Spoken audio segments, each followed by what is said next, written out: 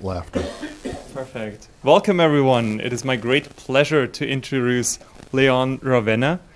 He will be talking to us about a GDPR story, and he has a vast experience having worked for a couple of years in a set of different areas in healthcare, financial services, and also technology companies, which gives him a very interesting perspective about the different security and privacy problems in these areas, as there are many different constraints across these different barriers. So he's currently CISO of a large 3 billion multinational company in the auto auction and services space.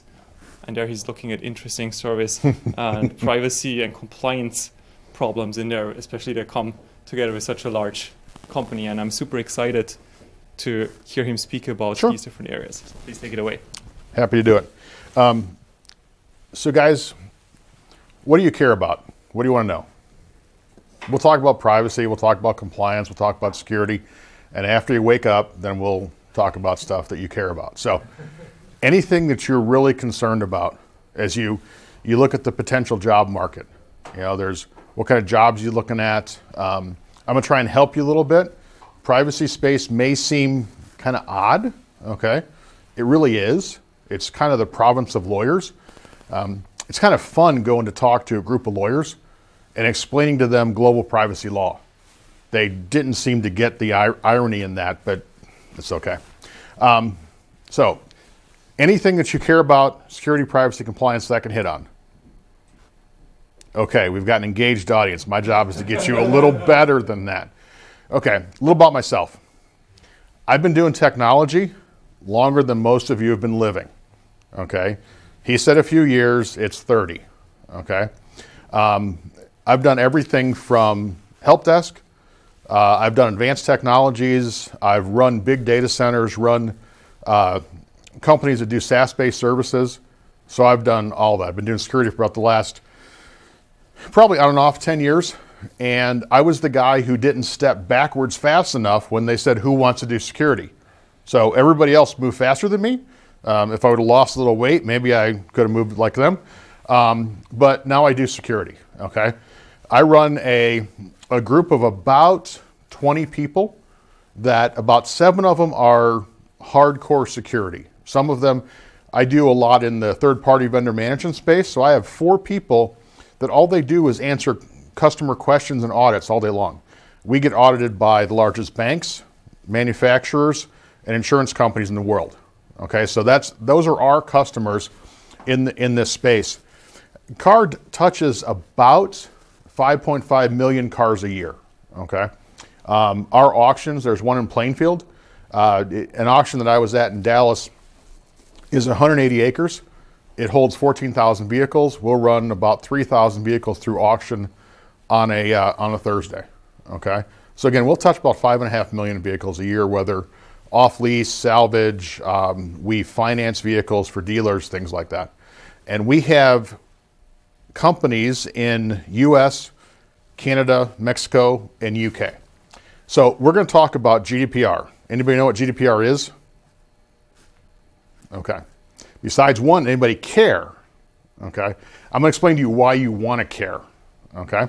So, I've got to put my glasses on because, again, been doing this 30 years and I'm an old man. So, doesn't it seem odd that people will give away their information? Okay, you want an app? What are you going to do? Well, yeah, you can look at my contacts. I don't care, right? What big deal is that? You'll tell people everything about you on Facebook, right? So everybody knows what you're doing. They know where you're at. They know where you had lunch, okay? All that kind of stuff. How many people post all their pictures? Okay. You know Facebook owns those? Read their privacy policy and they'll tell you we own those, okay? However, privacy is a huge deal, okay? If I take it from you, it's a huge deal. If you give it to me, maybe not such a big deal, okay? Maybe you don't know, maybe you don't care. That's okay, okay? But once a company takes it away from you, company gets breached, okay? My information has been breached. Target, Home Depot, Office Personnel Management getting government security clearance, Equifax most recently, Anthem a few years ago, okay? I've had a case where the IRS said, hey, why did you set up these credit card processing accounts? Well, I didn't, okay? So now I have a separate special PIN that only the IRS and I know about. And soon enough, they'll get breached and they'll have that PIN too. So when I think about security versus privacy, many people are in one camp or the other, okay? In my world, security is, come on, there we go. Security is locking the doors, okay? I got to keep the bad guys out. Privacy is closing the shades, okay? So let's think about it in that context. A lot of different ways to think about it, but we'll start there. When I think about privacy, I started doing privacy a lot about 3 years ago, okay? Worked for Interactive Intelligence, I did security, do a lot of contract work with lawyers, okay? Lawyers would say, hey, do you know, we have a customer in the Netherlands. Do you know what their security and privacy concerns are? No, but as a lawyer, you should go read them because you have to go help our customers. And they said, yeah, not so much. So I read them. And then I read the Spanish Royal Decree. I read the German data protection regulation and figured if we're going to talk to customers, I might as well be able to talk their language, okay? So today we have US, Canada, and EU. Those are the privacy hotspots, okay? EU mostly. If you're in Canada and you are a quasi-governmental agency, rail, hospital, you have special regulations. You can't move data out of Canada, period, okay? Next ones are coming. It's coming around the world in various spots. There's Russia and China are coming fast. Russia has a law where historically they would take your data. You didn't know it, but they took your data. Now you have to give them a copy of it. So if it's created there, it stays there, okay? Now, if you ask, gosh, anywhere safe? Well, there isn't any penguins down in Antarctica that have gotten sideways yet, okay? But guarantee that's coming, okay? What this map tells us is this stuff is coming. It's coming everywhere, and there's not that many people that understand this very well, okay? So there's privacy pressures everywhere. They're all over the world. They're actually here in the U.S. The U.S. is very sectoral, okay? We have HIPAA, we have GLBA. Really in the U.S., we care about your Social Security. We care about your credit card number, and nobody cares about anything else, to be perfectly honest, okay? In Europe, data privacy is considered a human right since 1947, okay? That's important to keep in the back of your mind. State laws. New York has new cybersecurity law, okay? So we actually have a unit that does insurance, and I had to fill out the stuff for New York cybersecurity law to say, yeah, we have a CISO, we do encryption, we have policies. Here's all the things they're asking for. So they're making companies do this stuff. So they're forcing companies to start to be compliant, okay? And it's coming. This stuff is coming hard to the U.S. I say 3 to 5 years. I've been doing this presentation on and off for about 2 years, okay? The reason that it's coming is, if you think about it, it's free to a politician, okay? If a politician comes to you, my dear constituents, and says, I want to protect your right to data privacy, okay? It's a right. You don't know that, but it is, okay? I'm going to protect you, and I'm going to make this company over here, I'm going to make Facebook pay, okay? Well, you're never going to see any of that money, okay? But they're going to pay the government. So it's a revenue enhancement opportunity, okay? Go back to the Canada example, if they have to keep data in Canada, it's a job creation opportunity, okay? So there's things that are coming. A lot of this makes sense, okay?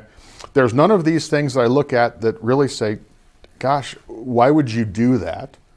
Because they make sense. It makes sense to know what data you're capturing on somebody. It makes sense to only capture the data that you absolutely have to, okay? So, as we look at GDPR, this law goes online May of this year. So about, what's today, the 18th? About 5 weeks from now, okay? It's the largest privacy law ever written. It works in the EU and 3 countries, Liechtenstein, Norway, and I think Sweden. So the EEA combined. It covers data privacy for the data subject. So more so for you individually in the EU, okay?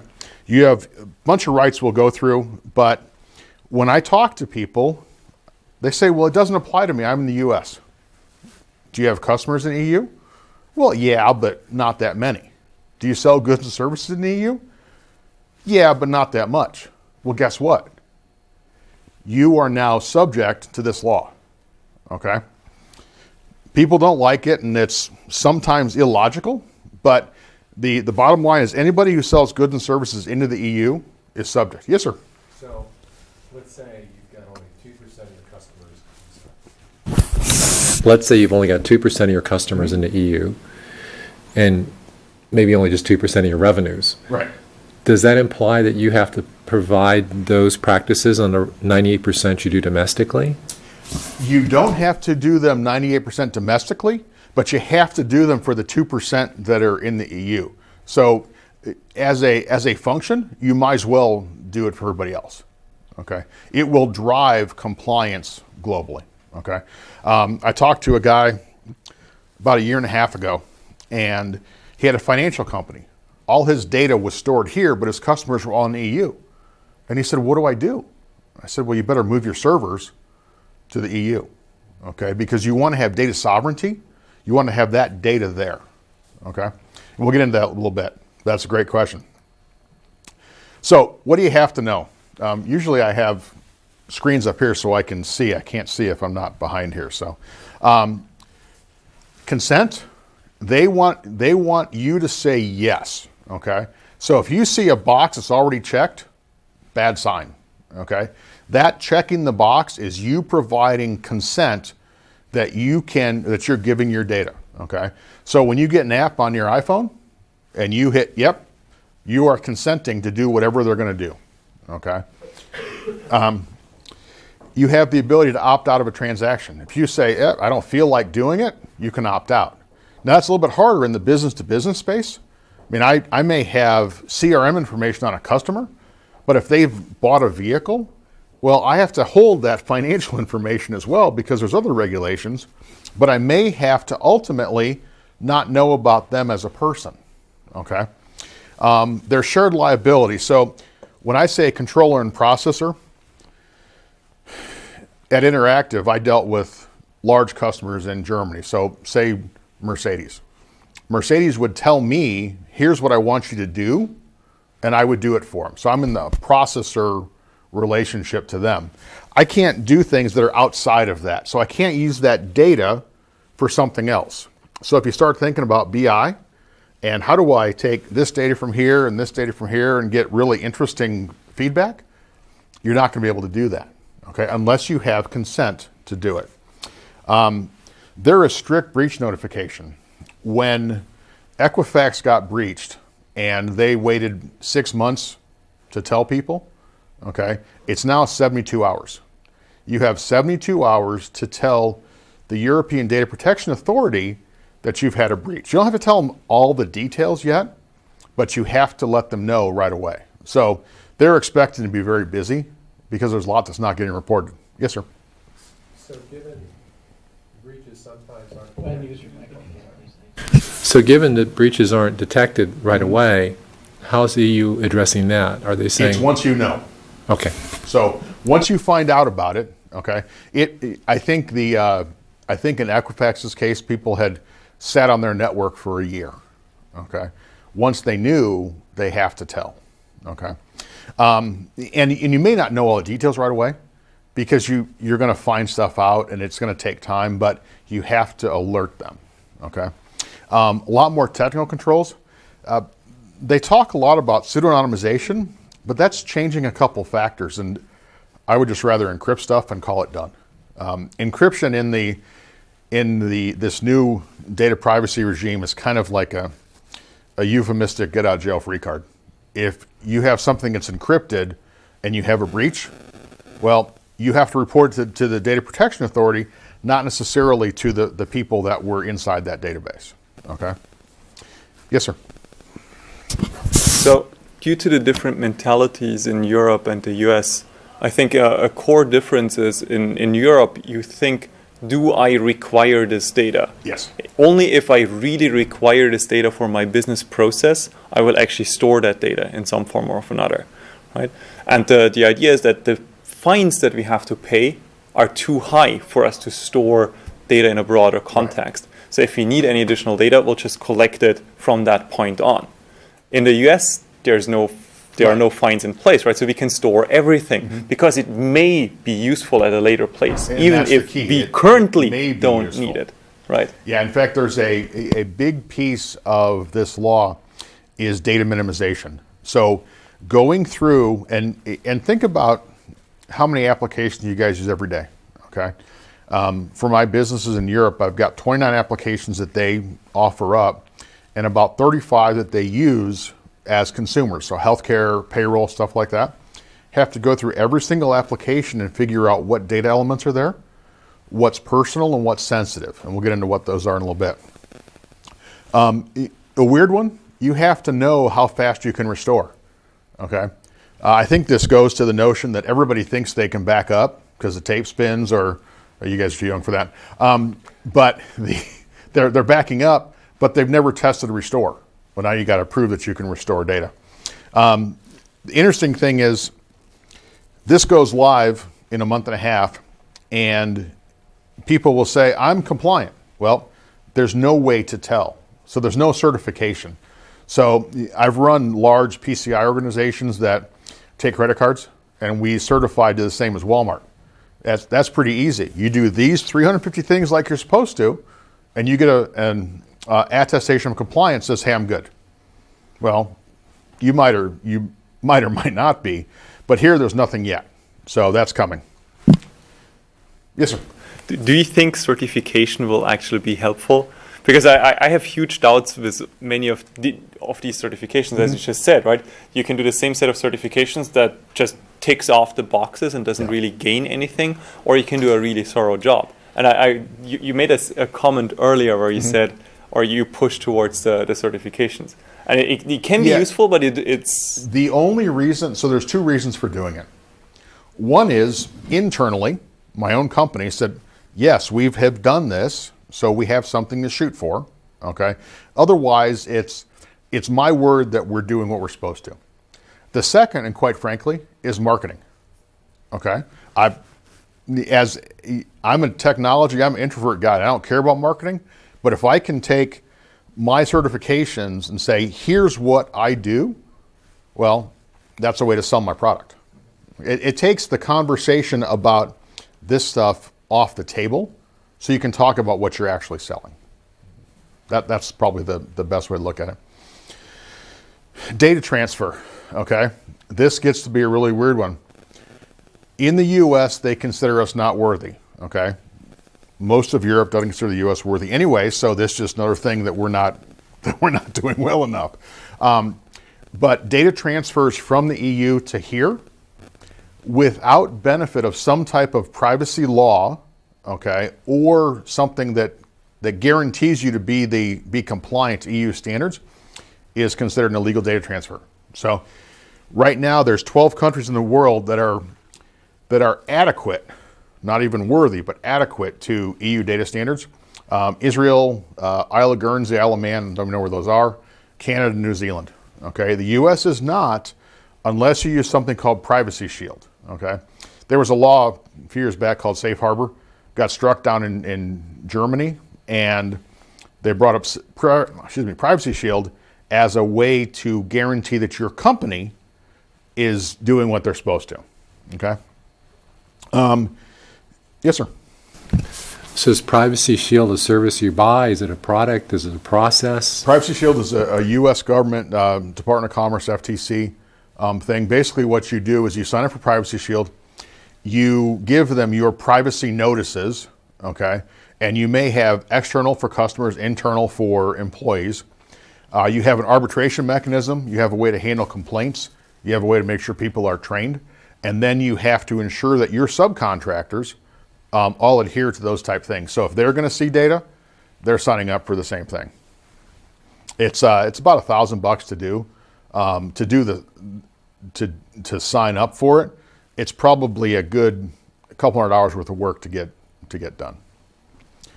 There's a couple things that we'll kind of gloss over. There's some ways to do it, model contract clauses, things like that, things called binding corporate rules. One of the things that's really interesting is I have to guarantee that my subcontractors are doing exactly the same thing that I'm doing if I'm outside of the EU. Okay, even in the EU, I have to make sure that my subcontractors there are adhering to those same standards. Okay, so this gets into the whole part about third party, fourth party, fifth party vendor management. Okay, all the way down the supply chain. I've had cases where historically where AT&T comes to me and says, hey, you have to be sustainable. Okay, we make software, so how am I not being sustainable? But the government told them, they're enforcing it for the government, kind of backhand legislation. Okay, I'm going to get to the part where it's good for you guys pretty quick. A couple things that you have to know. Right to be forgotten. You have the ability to go to somebody and say, forget about me. Okay, that works in most cases. Company has the ability to refuse that. So Google so far has refused, I think, 75% of people's queries to say, hey, get rid of what I've searched for over the last few years. They said, yeah, we don't care about that. Have to be able to move your data. Okay, so you can go to a company, you can go to a big retailer in Europe, H&M, and say, hey, I want you to move my data to somebody else. That's going to get kind of dicey if you think about what has to happen to do that. What has to happen to forget about somebody that is a customer, okay? And they can opt out of a transaction. They can say, yep, I'm not feeling it right now, okay? A lot more around notice, the whole DPA thing. A lot on subcontractors. We have to go through and validate all of our subcontractors. So for the subcontractors that see our employee data, we have to make sure they've signed agreements that guarantee the ability for an individual to sue them as well. They can sue them, they can sue us. Okay? So as a company, none of this is good for you. Okay? So what kinds of data we care about? Personal data, name, address, phone number, will be IP address, okay? Phone number, sensitive data, gender, race, orientation, trade union membership, okay? When this first came out, one of the things I asked about is, in Germany, you belong to a trade union. So if I can't ask you what trade union you belong to, how do I pay you? Okay? The Article 29 Working Party came out and said, yeah, we understand that. You have to ask those questions. But you still have to be sensitive to how you ask the question. Okay? What you're capturing. So, this is the fun animated part. In the European Union, everything good. Okay? When Brexit happens, not so good. Okay? One of the things that will happen, it was March of 19. They've tentatively moved it back to end of 20. My best guess is they're slow walking it so people forget about it and won't ever do it. But I can almost guarantee the first thing that happens when Brexit is done, Belgium or Germany or France is going to get very upset at people in the UK because they do a lot with CCTV. Well, if you've got CCTV, you're watching everything. You're capturing people's images, okay?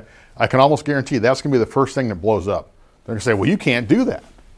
Well, we have to because London right now is, they've actually worked on outlawing knives because they have so many stabbings. So they have to be able to see what's happening, but it's going to be problematic.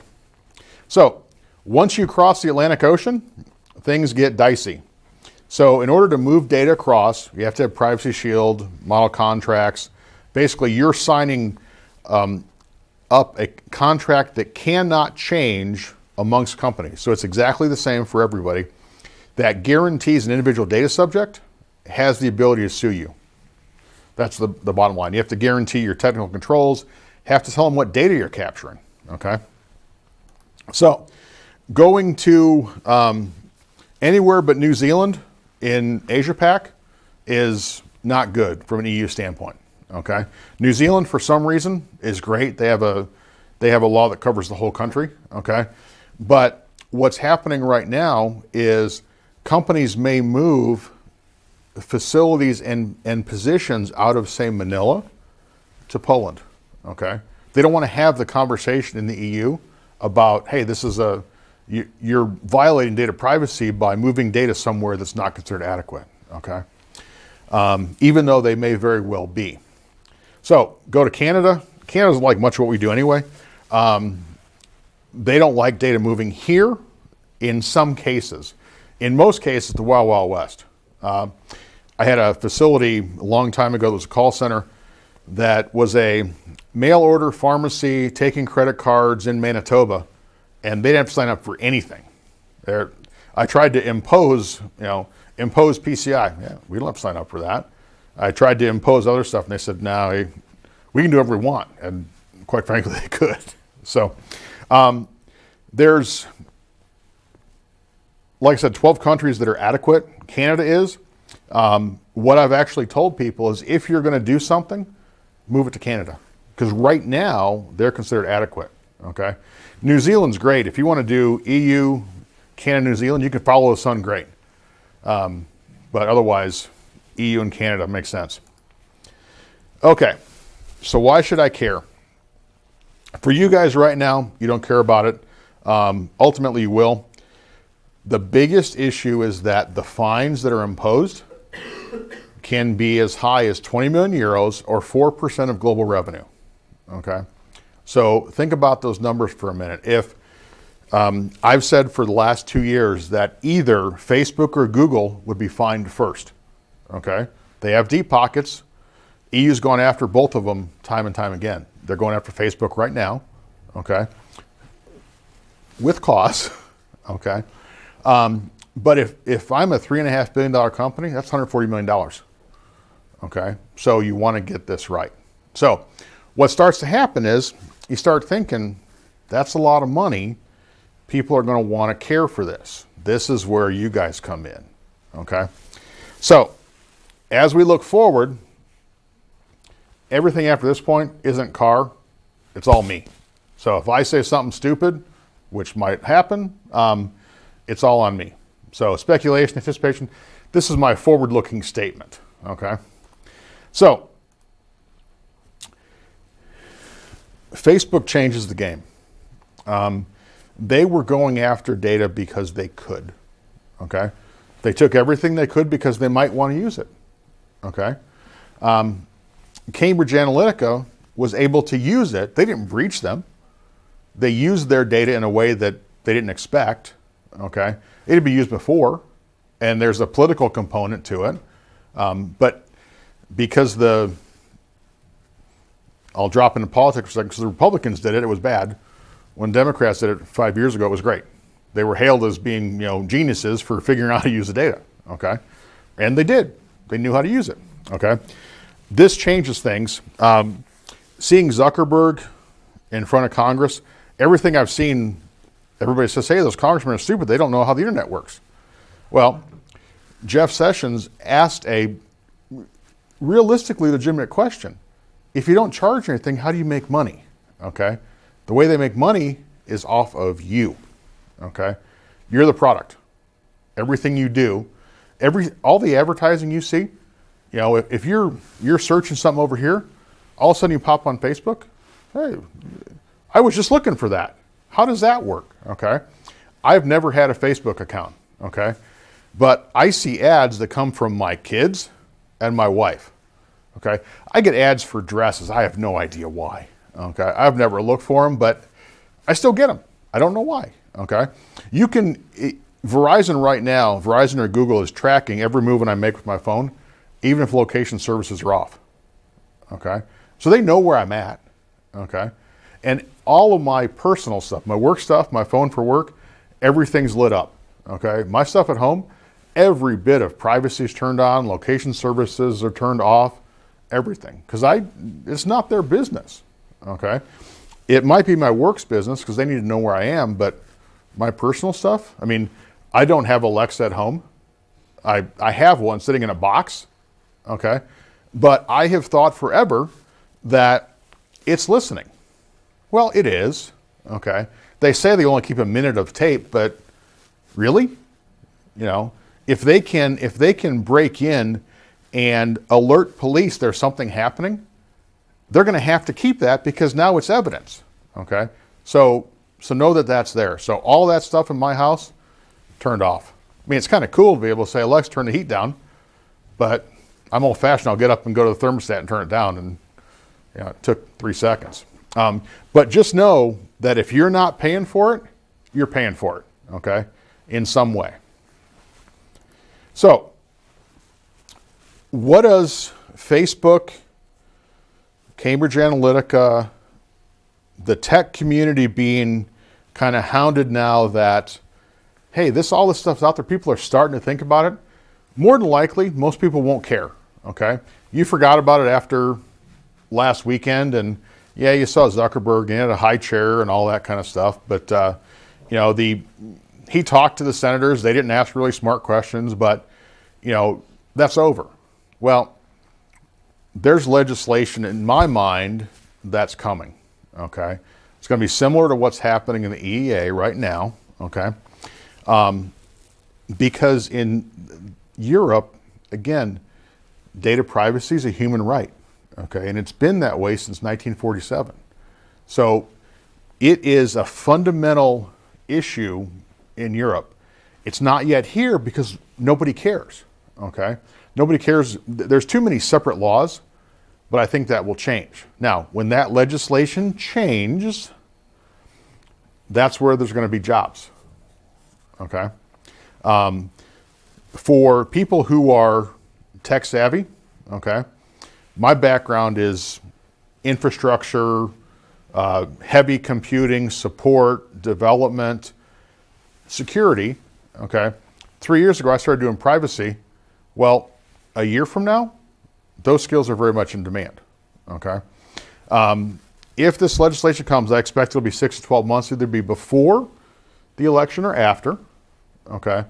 And it will be, yes, it'll be a good thing, probably poorly implemented because it'll be thrown together fast, and companies will scramble to get it done. So about 18 years ago, Sarbanes-Oxley came out. It was an answer to Enron, okay? Enron was a bad thing. You have to have financial controls, and everybody scrambled to get it done. Well, you take a finite set of resources and try and spread them out amongst everywhere. Right now in Europe, there's a mandated position for certain companies called the Data Protection Officer. Data Protection Officer is pretty cool, and it's not, okay? Data Protection Officer has two things going for it. Number one, reports to the highest level management in the company, okay? So immediately you're reporting to the CEO or the board. Pretty good gig, right? You have tenure effectively as well. So you can't be fired for doing your job, okay? What's your job? Well, it's a dual reporting relationship. You report to your company, but you also report to the European Data Protection Authority. So what are you supposed to do? You're supposed to tell the DPA what your company's doing, good or bad, okay? So yeah, it's a pretty good gig. When they first announced this law, they said they needed 25,000 of them. There was about 5,000 people who were qualified. They say they need 75,000 now, and there's probably about 40,000 qualified, okay? If something like this comes to the U.S., triple that, quadruple that, these people aren't available, okay? So, with all that said, in general, it's a good thing, okay? You want to know that companies that hold your data hold the minimal amount they need to provide you goods and services that you expect, okay? That they are taking care of your data in a good way, in a responsible way, okay? So none of that's bad, okay? It's when companies start to overreach and start to look for, well, what else can I do with that? How else can I use that? How can I target you as an individual? I mean, last night I got ads for a roller bike, a bicycle with an engine on it. I have no idea. I was looking at motorcycles the night before, and now I see things for this little bicycle. I'd look awfully silly on a bicycle with an engine, I just gotta say. So now, for your company, you don't have that yet. It's gonna be hard to do, okay? An average company might have 100, 200, 300 suppliers. They might have 100, 150 applications they use. That's not counting the stuff people have downloaded and used. You're gonna have to go through that and figure out what data elements are captured, okay? How do we manage that? Where do we store it? What's our retention on that, okay? It's gonna be hard, and people don't have expertise in privacy unless they're in healthcare or education, okay? In most companies, this is not a known thing. You're gonna have to know where your data is. What elements do you capture? What should you capture? I had a conversation with a retailer several years ago at Interactive where they said, you are violating our privacy policy because you capture too much data. And I said, that's great. Who sends me the data? Well, we send you the data. Well, how can I violate your policy for data you send me? Well, we expect you to clean it up. Okay. I would much prefer you don't send me the data and I don't have the responsibility, but those type of things will happen in huge numbers. And people are dealing with systems that are, 10, 20, 30 years old, okay? So there's a lot of stuff happening.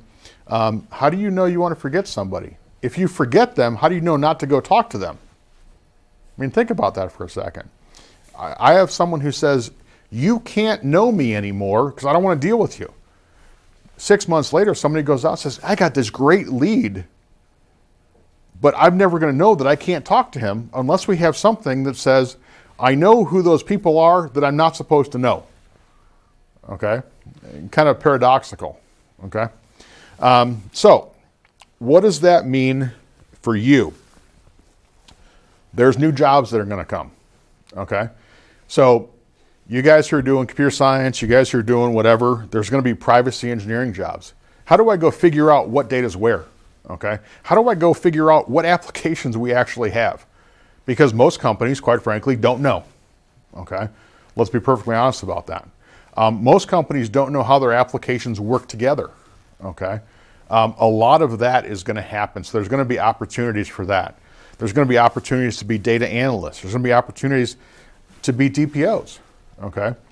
If we in the US say we need 500,000, okay, and there's 100,000 that are qualified, okay, that means two things. One is there's a lot of unqualified people doing it, but two, those people that are qualified are going to make more money, okay?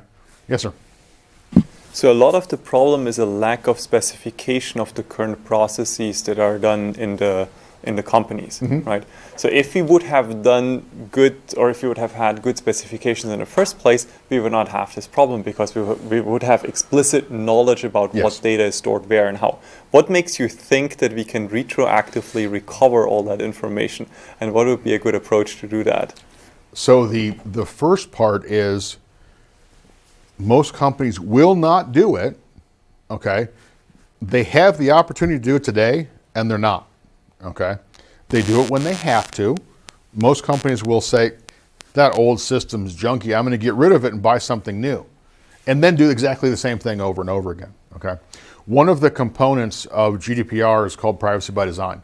So building privacy in first, so you're doing a data privacy impact analysis. So you're looking at what your assets are, so your system assets, and where does that data go? So one of the things that I have to show is how much of my data leaves Europe, okay? So I have a system that shows me graphically, here's what data leaves Europe, otherwise it's all centrally located. So there's a lot of things that are coming that people aren't prepared for, okay? They're gonna go back and say, well, we didn't do a good job 5, 10, 20 years ago, and nobody knows the system. I mean, there's systems now that people are retiring and there's nobody to take care of them, okay? Bad, yes. Opportunity, absolutely, okay? It's an opportunity to walk in and take over something. It's not the coolest stuff because it might be COBOL, but it's a paycheck and it pays the bills, okay? How do you fix it? You start by going in and doing at the very beginning, okay, or retroactively. I've gone through 29 applications to do data privacy impact assessments, to build the assets, to know what data elements are where, so we can actually track what's happening. So if you don't do it up front, it's like security. If you don't build it in up front, you're going to build it in later, okay? You're just not going to be really happy about it. And nobody's happy about it because you're saying, as the CISO, I'm saying, you can't use that application. Your minimally viable product is not viable because it's not encrypted. It's not, whatever. So there's going to be jobs, okay? My personal feeling there's going to be a lot of things that are going to start coming. Now, you might say, well, okay, so yeah, that's mildly interesting if you didn't put me to sleep already. How do I learn about this stuff? Okay, so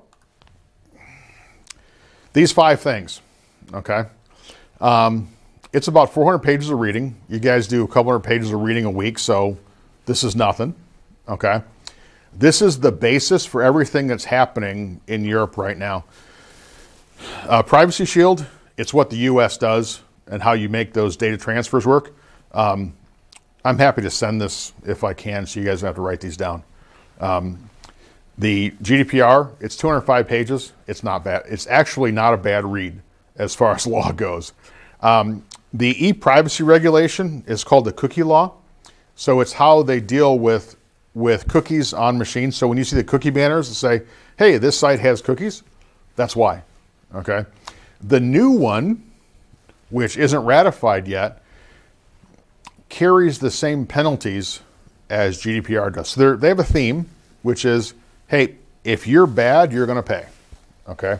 Now, what at least the ICO in the UK has said is they're not hunting people on May 26th, okay? But if you are egregious, okay, and they find that out, then you're going to get fined. More than likely, if you get breached, you can expect that you're going to have somebody show up and ask questions, okay? This is just a fact of life. And then the last one is model contracts. We had talked about this a little bit, and it is specifically the contract clauses that can't change that go into a contract. And the way that I know that I see those is they spell organized wrong, or right, depending if you're on which side of the ocean. But I'll look for that in the footnotes, okay? And those things have to go in, and they cannot be, they can't change them at all. That's been in place since 2010, but a lot of customers and companies didn't start using them until about 1.5 years, 2 years ago. But these 5 things right here are the basis for what's coming. There's a lot of certifications that you can do to, I have certifications in US government, Canadian privacy in general, European privacy, to be able to say, yeah, I can talk the language with people. Those are beneficial. But the whole notion is understanding what's there. And it's just simply another avenue for you to look at. So if you take that systems degree, that computer science degree, and you want to do a little bit different with that, this is going to be a field in the next couple of years. It's going to be wide open. So with that, I'll stop droning on. Questions, comments? You guys want to get to dinner? I'm open. Yes, sir. Maybe I'll start. So in the very beginning, you showed security and privacy being next to each other. Oftentimes it is, or as I would see it, they build on each other. So you cannot have privacy without security. Correct. So you need to have the security processes in place before you actually get to the privacy processes. Yeah, one of the things that's interesting is privacy tends to be the province of lawyers. Okay, I'm in one of our lawyers' office every day for for some reason. It's a contract. It's something we're I'm talking sorry about. for you. Actually, our lawyer's pretty good. So, but it's the notion that people have tried to separate them, and I've often thought for a long time that the job function that I'm in actually starts to morph into security, privacy, compliance. Okay, that you have to have all of those in order to manage. And quite frankly, U.S. Congress actually, Susan Collins and somebody else, last 2 years have tried to mandate cybersecurity skills on publicly traded boards of directors. It hasn't gone through yet, but I anticipate in the next 5 to 7 years that you'll see security, privacy, and compliance, all three of them, as a board level function in some way, that they have to have expertise. So I think there's more coming. So surely a question from somebody that hadn't fallen asleep on me yet. So if everyone here's got their minds in the game, and degrees are important, but sometimes the certs are also equally as important as a differentiator. So if these guys weren't going to try to differentiate themselves from the masses, for the bigger paycheck guys, listen, which CISSPs or which type of certs would you recommend they consider first? Let's do this. I hope I don't make people seasick. Almost there.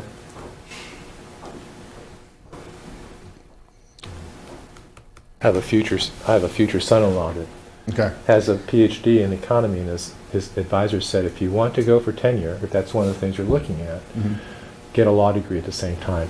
There'll be very few people that have that combination. So whether it's academic or it's an industry, you want to look for those things that set you aside from the competition, make you stick out, something that people really want in addition to your degree.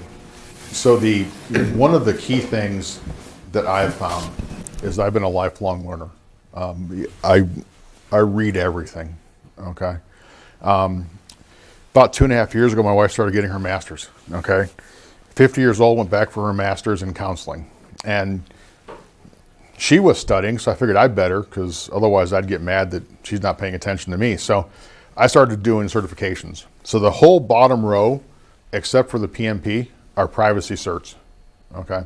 The IAPP, International Association of Privacy Professionals, has all of these. They have a new one. It's the CIPP Asia, which I haven't done yet. These are very valuable because they can set you apart. This set of certifications, including the FIP, which is a Fellow of Information Privacy. A year and a half ago, I was one of 22 people in the world that had all of them. Okay, so that says either I took a lot of tests, or I wasn't smart enough to stop taking a test, but I wanted to be able to talk to my customers and have credibility. Okay, I'm gonna date myself, in the late 90s, when you guys probably weren't born yet, I was a master CNE. So in the Novell world, as good as you got there. Always differentiating, because when people are looking at a resume, what are they doing? They see your name. Oh, well, unless it's a really interesting name. They're looking for credentials. They're looking for certifications.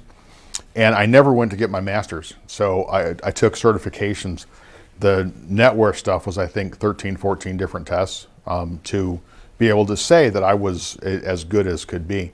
The other things that I would look at, these are mostly privacy certs. CISSP, very strong.